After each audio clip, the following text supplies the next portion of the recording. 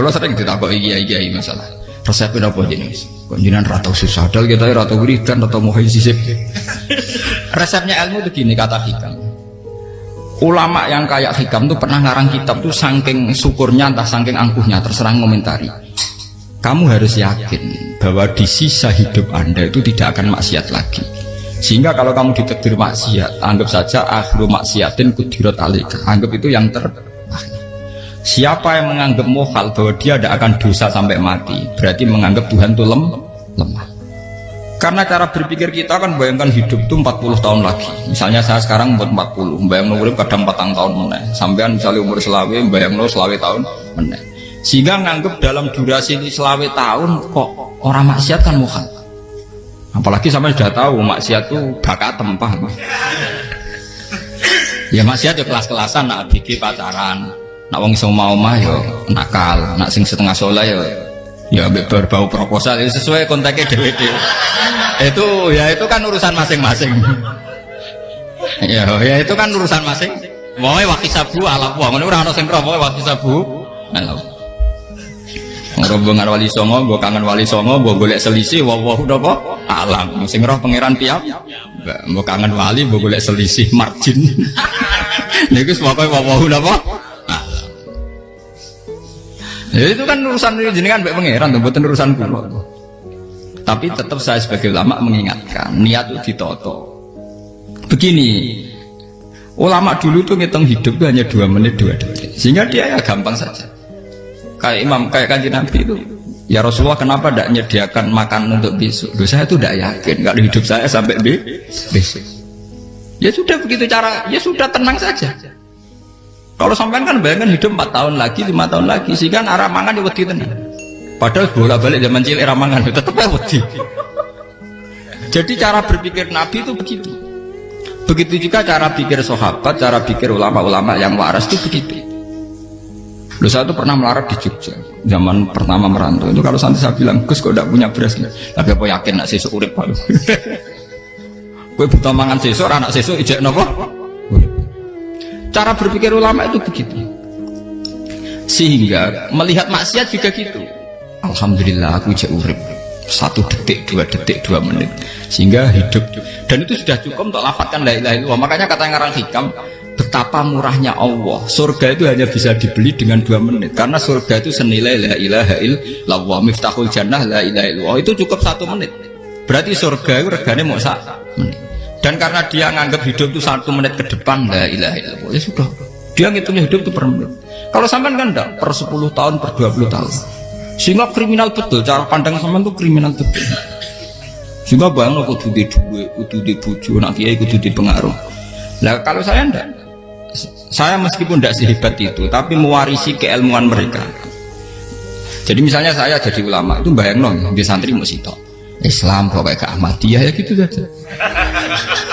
Ya pokoknya ya sudah gitu. Orang bayang santri sing pampinan takwa khusyuk salam template demen gelo, demen apa?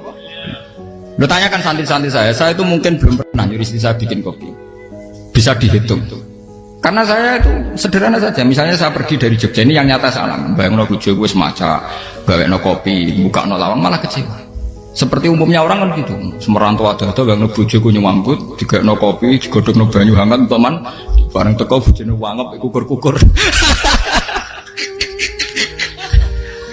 Karena tarifnya dia ideal, maka mudah kecewa kalau itu tidak terjadi. Nak kula mboten, sebayang napa Jogja, bojoku cek utuh Islam, nak sholat 5 bulan ya sudah gitu kan. Pakai standar-standar yang minimalis. Saya dari rumah bangun sampai ngaji ya, pokoknya melek, ya sudah nak sholat demadem nopo, mulanya sudah gitu. Andai kan saya pakai standar maksimal, maka akan mudah kecewa. Rasulullah juga begitu. Rasulullah itu ngadepi Sayyidah Aisyah, itu ya begitu, ngadepi Hasan Husain. Sehingga tidak ada cerita Nabi mudah kecewa, begitu. Karena Nabi bayangkan anak istrinya itu ya minimalis sekali, urusan dunia maksudnya minimalis sekali. Misalnya Nabi pagi-pagi tanya, ya Aisyah apa ada sarapan? Enggak ya Rasulullah, ya idzan asumu kan itu saya puasa. Kalau sampean usul-usul ora digekno kopi wong wedok apa?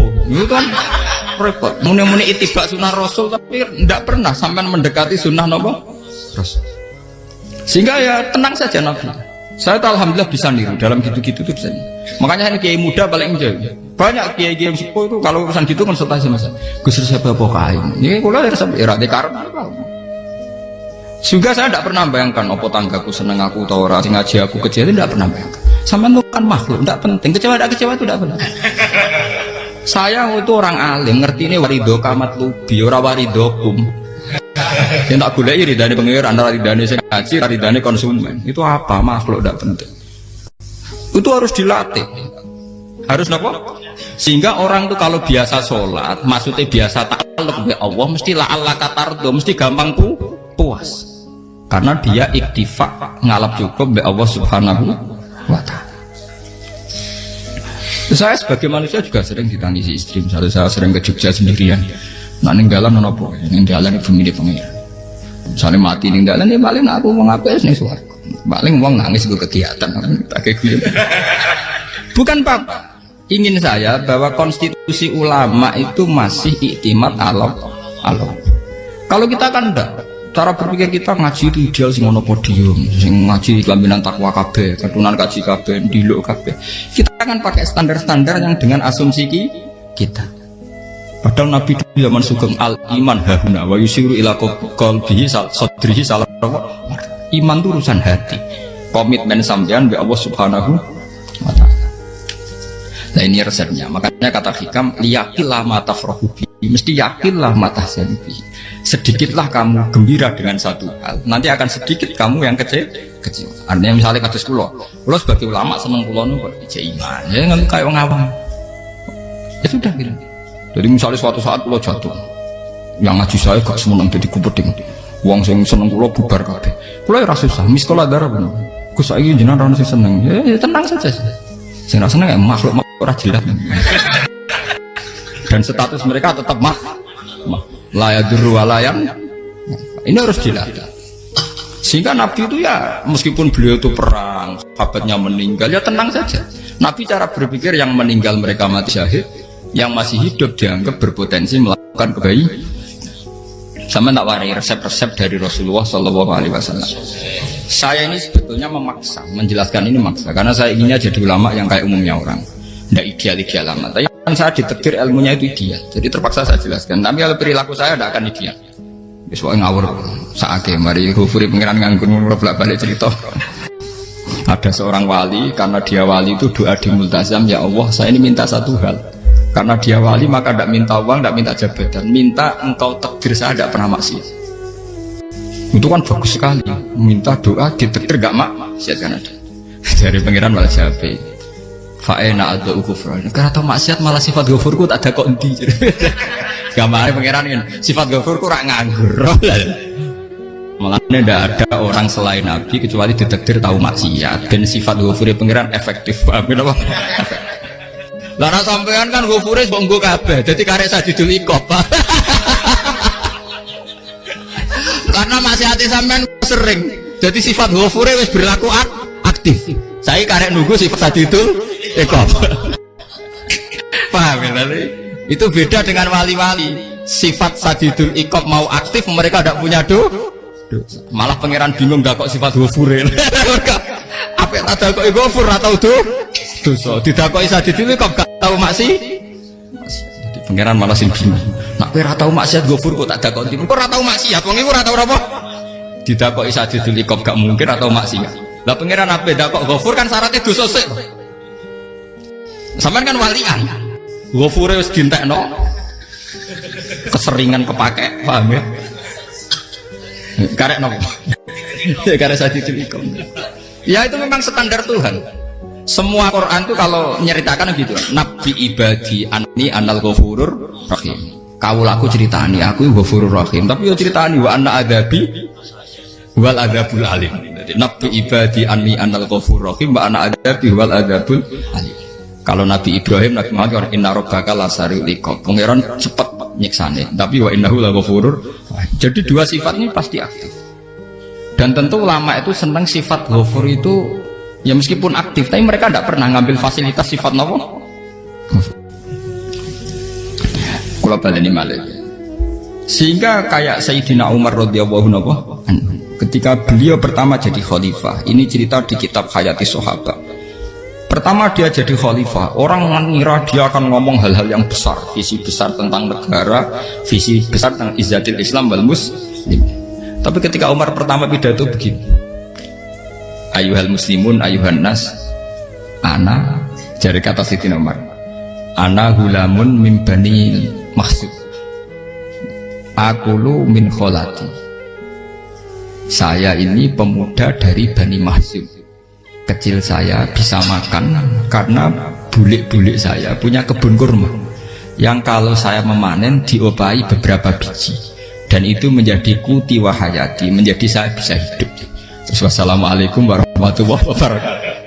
Orang itu penasaran semua. Orang jadi khalifah pertama dibenem jadi Amirul Mukminin, pidatonya ngenang masa kecilnya ra kelar mangan, kelare mangan mergo buruh bulike, paham ya? Ngondoh kurma terus dikai tamarote, beberapa kurma sing dadekno iso. Dan itu saya pakai sampai ketemu Allah Subhanahu wa taala, saya pakai. Misalnya sekarang saya mulya, misalnya kalau dibilang mulya ya ono sing nyucup, ono sing husnudzon, ono sing hormat, ya macam-macam sawangane. Itu bodoh sekali kalau saya menikmati itu, bodoh sekali. Paling banter nikmati dicucup, dihormati itu apa? Tapi kalau nikmatnya bisa makan saat itu tuh nyawa. SBY jadi presiden prestasi, Gus Dur jadi presiden prestasi, tapi umpama presiden tetap mangan. Prestasi tertinggi ada bisa makan selisat dirumki gojo-gonyo. Makanya Umar mengingatkan, sebetulnya nikmat tertinggi saya itu tidak saat saya jadi khalifah, saat itu kok aku iso mangan, coro gak aku mati. Paham ya? Jadi itu luar biasa. Kita ini kan menjadi angkuh karena ngitung nikmat itu yang besar-besar, punya prestasi, punya. Kalau saya enggak ngitung nikmat itu kelar mangan gak mati, kan gampang. Sehingga saya tidak mudah kecewa karena tarifnya minimalis, gak gampang apa? Jadi misalnya kalau kapan-kapan kok berhubung, Gus ini Tuhan rasanya jangan ngeten-ngeten. Oh makhluk itu ya gak apa-apa. Kalau di status kiai kan seakan-akan ngomongnya sakral, seakan-akan mandi. Tapi nak tak status, oh makhluk itu ngomong-ngomong ya sudah kan. Menjadi kan sudah distatuskan sebagai apa? Makhluk. Tentu makhluk statusnya la yadurru wala yanfa. Di sini ini penting. Orang-orang ahli tauhid tentu tidak punya kesusahan. Innalladzina qalu rabbuna wa tsummas taqamu. Itu mesti tidak ada kesusahan sama sekali. Misalnya ulama-ulama dulu mau mati, ya tenang saja. Mati kedua itu mati paling menantang ya, menyenangkan sekali. Karena mati yang seru itu mati zaman Al-Adam. Misalnya saya kelahiran tahun 70. Tahun 40-50 kan belum ada saya. Itu mati yang sejati karena Al-Adam. Kenapa? Al-Adam tidak ada. Mati yang nanti itu mati yang petualangan, karena saya mati setelah menyaksikan kekuasaan Allah, setelah husnudzon sama Allah, sehingga mati yang menuruti kerinduan akan ketemu sang kekasih. Makanya Jalaluddin Ar-Rumi ketika mau meninggal dan orang-orang muridnya nangis, dia marah-marah. Hei murid-muridku, betapa bodohnya engkau. Saat kayak ini yang saya tunggu, saya sudah menyesal berusaha mbak Allah dat cinta seneng. Aku kecewa waktu makhluk-makhluk koyo kowe. Saiki wis wayahe aku goleki kholik dat tak senengi malah mbok tangi.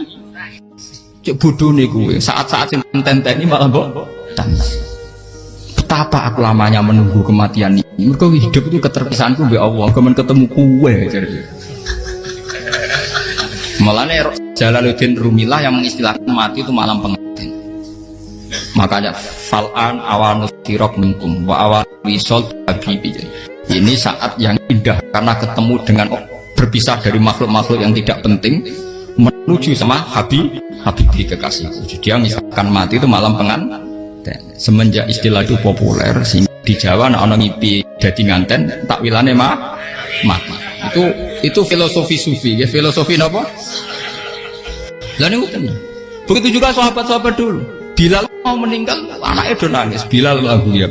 Ditanya sama anaknya, kenapa anak-anak kamu nangis? Dan jenengan badhe kapundhut. Aku malah seneng nang mati.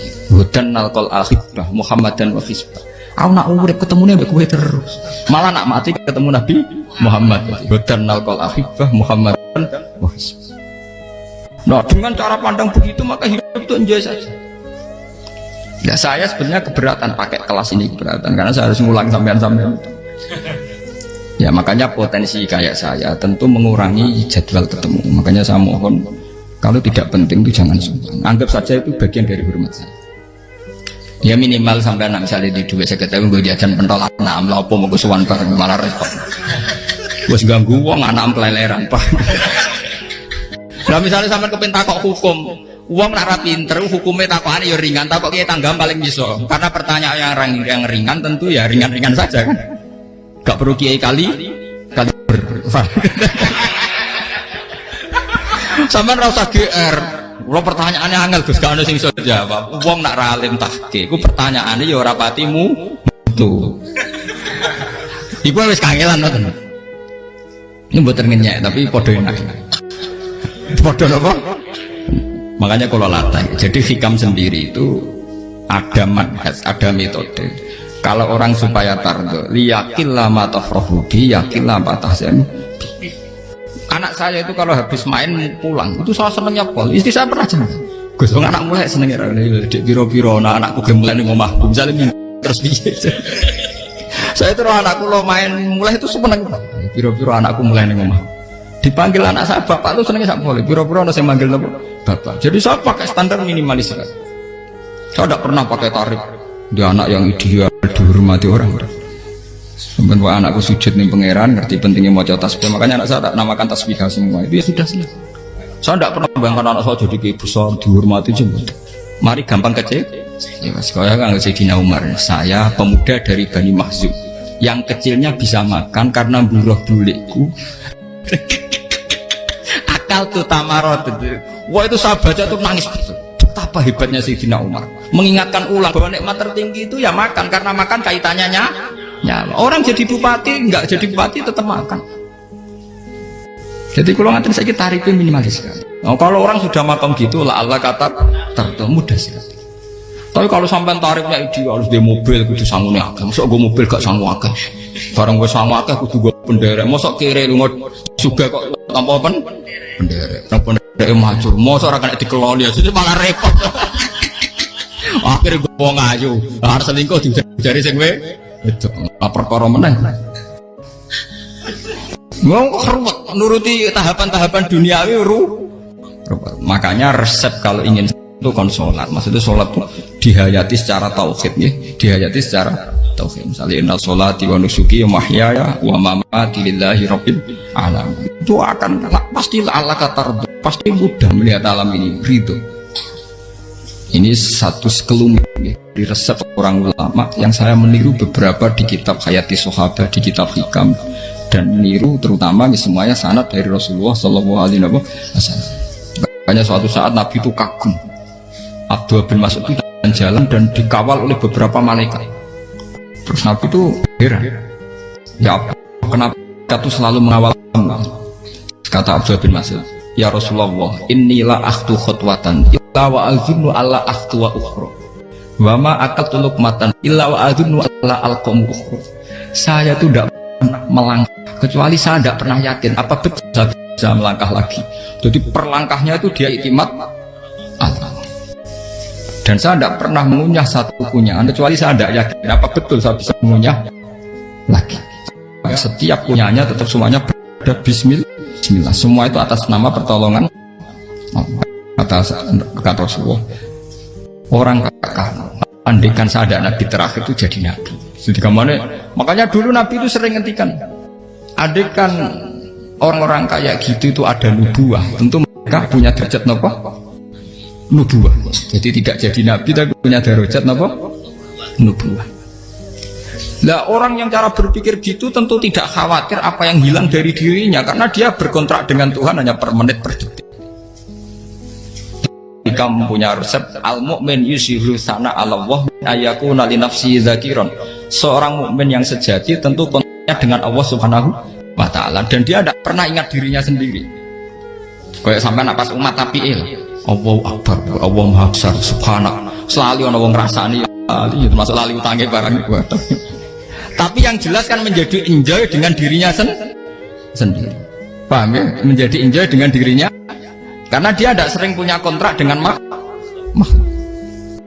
Nah ini maksudnya Allah apa? Janganlah Allah kata kamu pandang apa nak sholat terus kabul kajai, apa nak sholat terus untuk duit ya ber. Karena cara pikir iso aja nak duit ya. Dan ini resep ya. Dan resep ini dari ulama-ulama yang istinad ila Rasulillah sallallahu alaihi wasallam. Karena kalau Nabi itu memang cara pandang. Aisyah itu pernah ditanya, ya Aisyah, saya ini ingin makan, apa daging yang dari sahabat ini masih? Wah ya Rasulullah sudah habis karena tak kasihkan tetangga. Itu Nabi tidak marah-marah, malah bilang, kamu benar Aisyah, biru yang kamu kasihkan tuh yang masih. Karena daging dipangan dewe kadang nuruti nafsu, nak dikekno wong sedekah nuruti perintah pengen. Jadi Kanjeng Nabi, beneran Aisyah, dagingnya mijek. Mau kalau nanti yang malah ijek, sing bogo sedekah malah sing ijek. Cara berpikir Nabi itu begini. Tapi tahu-tahu disederhanakan sunnah Nabi serbanan. Lah itu kan, ya memang itu bagian dari sunnah Nabi, tapi sunnah seharga 10.000. Paham ya? Ya monggo mawon sampean sunnah Nabi serbanan gitu, tapi itu sunnah yang bisa dibeli dengan murah. Hakikatnya sunnah Nabi itu rata-rata bentuknya perilaku. Napa? Sampeyan delok dawuh Aisyah tengene tibak berjanji, kana khuluquhul Qur'an wa shimatuhul ghufran yansahu lil insan wa yafsahu fil ihsan wa ya'fu 'anil dzambi idza kana fi haqqihi wa sababi. Kana khuluquhul Qur'an, Nabi ku akhlak dasare wis kaya Quran plek. Urusane akhlak. Wa shimatuhul ghufran, ciri utama sifatnya Nabi gampang nyepuro. Yansahu lil insan, dan Nabi punya niat baik pada seluruh manusia. Wa yafsahu fil ihsan, sering melakukan ihsan. Lah nek sunah Nabi ngoten kan luwih sering kula Quran ya wis hafal mulang. Wasimatu kufron kula gampang nyebut sampean ngaji angop ya ora tau tamu. Yang sahulil insan kula bedina nate tiyang mulang. Wa yafsahu fil ihsan tak ge gampang. Kula mulang ora tau. Itu sakmene kudu podium kudu wong dilo ya ora. Pokoke akhir kiamat dia ya madhep mulon ya sudah. Loh itu kan dawuh Aisyah ketika ditanya kaifa kana khuluqu Rasulillah, dan itu semua dijawab oleh ahwal, oleh sebuah perilaku. Tidak ada Aisyah jawab nganggo atribut. Oh Nabi itu serbanan, tidak ada itu. Memang itu sunnah ya, itu sunnah kan, jangan salah paham ya. Tapi itu sunnah yang tidak dijawab oleh Aisyah. Sunnah yang sampean jawab sendiri, paham? Aisyah yang istrinya Rasulullah ketika ditanya kaifa kana khuluqu Rasulillah, beliau jawab kana khuluquhul Qur'an wa simatuhul ghufran yansahu lil insan wa yafsahu fil ihsan.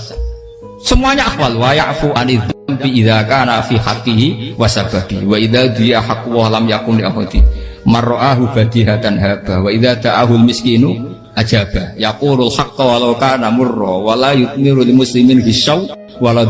Semuanya itu akhwal, satu perilaku sosial.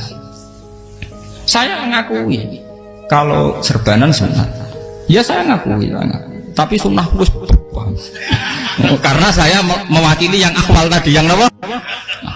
Lah mungkin untuk sampeyan, monggo kalau untuk ngisi sunnah. Tapi mbok ya adil itu. Ini bukan kritik mboten, yang meyakini serban sunat kan sudah banyak dan itu bagus. Tapi cobalah juga meyakini ahwalu Rasulillah.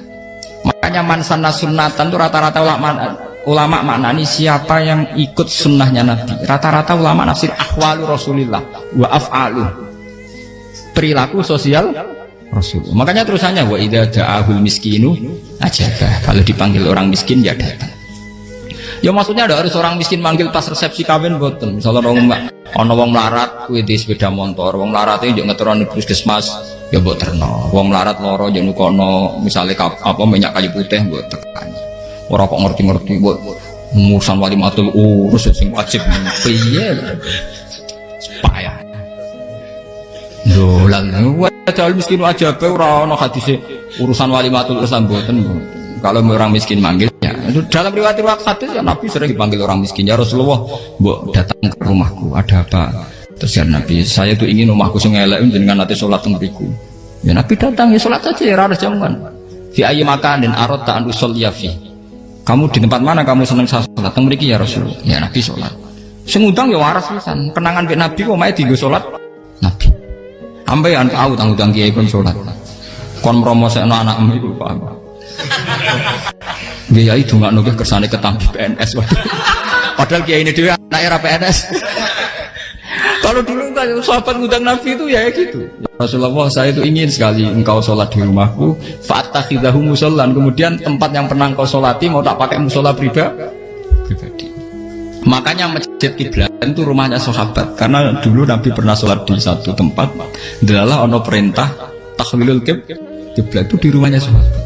Itu sahabat dulu itu kalau ngaturi Nabi itu kenanya ingin Nabi pernah sholat di situ. Nah, ilmu ngeten ini muntah. Ya untungnya nonton kulo, jadi ono sing eling-eling ya Bang. Teman-teman kudu syukur ya, artinya syukur ya. Orang kayak saya itu tidak usah sampean dikte-dikte ngikuti hukum adat. Kalau ngoten sampean gelo mergo kula ora iso teko, kula ya gelo perkarane ulama kok mbok atur. Makanya saya sering guyon cerita, saya itu kalau di pasar Pandangan dulu tuh anyaran boyong sering di pasar, ditanya sama Gus wong alim kok di pasar. Piye? Aneh tuh. Ya aneh kuwi. Aneh piye? Bodohnya wong alim. Kadang masyarakat tuh tidak sadar keanehan dirinya sendiri. Mereka enak saja merasa kalau orang alim ke pasar itu aneh. Mereka tidak sadar orang bodohnya wong alim ya aneh. Enak saja mereka mikir sepi. Faham ini supaya sampean la'allakan apa tar. Assalamualaikum warahmatullahi wabarakatuh.